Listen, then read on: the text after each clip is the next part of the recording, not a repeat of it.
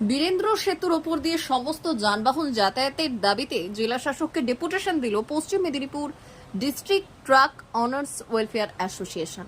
এদিন তারা মেদিনীপুরের স্পোর্টস কমপ্লেক্স থেকে একত্রিত হয়ে মিছিল করে আসেন। হাতে প্ল্যাকার্ড, ব্যানার, ফেস্টুন নিয়ে তারা প্রতিবাদ মিছিল করে ছুটে আসেন কালেক্টরেটে।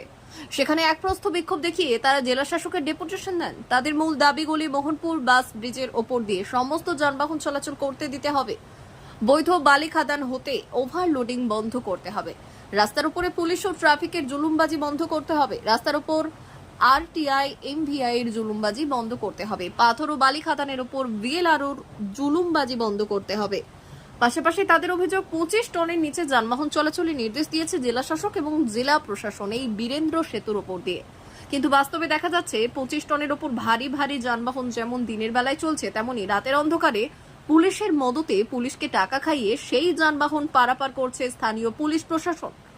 এর ফলে মার খাচ্ছে ছোট বড় ব্যবসা করা এই ট্রাক মালিক কর্তৃপক্ষরা।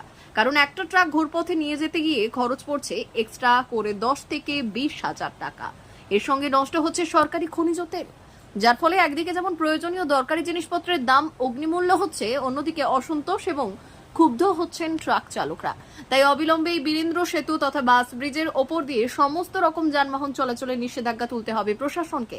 পাশাপাশি এই অ্যাসোসিয়েশনের দাবি, প্রয়োজনীয় বিশেষ করে ভারী ভারী ট্রাঙ্কার বিভিন্ন গাড়ি যদি যাতায়াত করতে পারে এই ব্রিজের ওপর দিয়ে, তাহলে 25 টনের ওপরে ট্রাক কেন যাতায়াত করতে পারবেন না? এর আগে বহুবার আশ্বাস দেওয়া হয়েছে, কিন্তু তারপরেও যাতায়াতের নিষেধাজ্ঞা রেখেছে প্রশাসন। যদিও বুড়ো আঙুল দেখিয়ে টাকার বিনিময়ে কিছু যানবাহন রাতের অন্ধকারে সেগুলি পারাপার করে এক শ্রেণীর পুলিশ বাহিনী। এই অভিযোগ নিয়েই তারা জেলা শাসকের স্মারকলিপি দিলেন, এক প্রস্ত আলোচনায় বসলেন।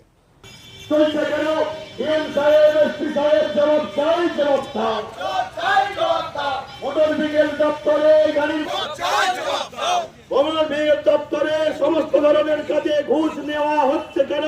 আত্মীয় সাহেব জবাব চাই, জবাব দাও।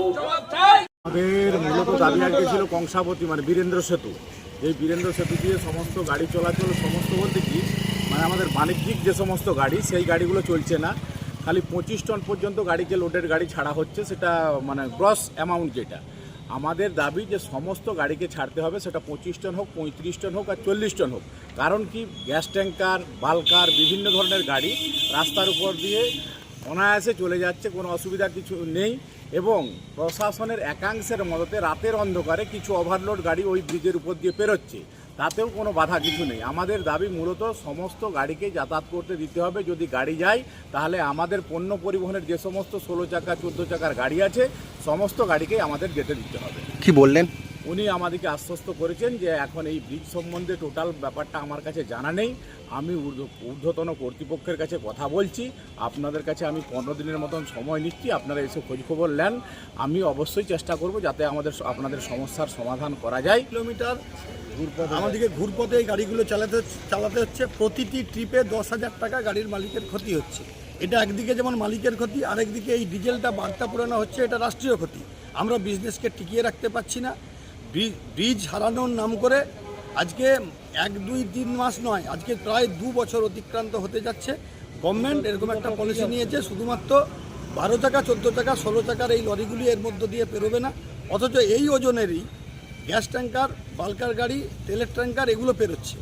এবং রাত্রেবেলা এই ব্রিজের উপর দিয়ে যথারীতি 12 চাকা 14 চাকা 16 চাকার গাড়ি পয়সা নিয়ে অবৈধভাবে 2,000 টাকা পার গাড়ি প্রতিদিন এখানে এই মোহনপুর ব্রিজে পুলিশ প্রশাসন প্রায় 200 গাড়ি পার করাচ্ছে এবং 2 লক্ষ টাকা করে অসাধু উপায়ে এখান থেকে রোজগার করছে।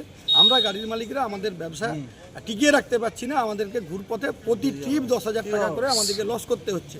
আমরা পাবলিককে বেশি আমরা অর্থনৈতিক চাপ দিতে না চেয়ে আমরা ভাড়াও বাড়াতে পারিনি।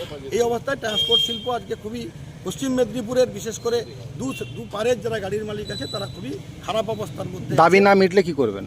দাবি মিটল, আমরা যেটা ঠিক করেছি যে আমরা ওই মোহনপুর ব্রিজে আমরা 1 মাস সময় এডিএম এবং ডিএম সাহেবকে আমরা বলেছি যে 1 মাস আপনাকে আমরা অপেক্ষা করব। আইদার আমাদেরকে বিকল্প যাওয়ার জন্য ডাইভারশন হোক বা দ্বিতীয় সেতু তৈরি করার আমাদেরকে যে ব্যবস্থা, আশ্বাসমেন্ট এবং সেটা কাজ হচ্ছে আমরা দেখতে চাই, এবং নচেত এই ব্রিজের উপর দিয়ে আমাদের গাড়ি ছাড়তে হবে, নাহলে আমরা ব্রিজ অবরোধ করে আগামী দিনে আমরা বৃহত্তর আন্দোলনের পথে যাব এবং ব্রিজ অবরোধ করব। D news, Medinipur.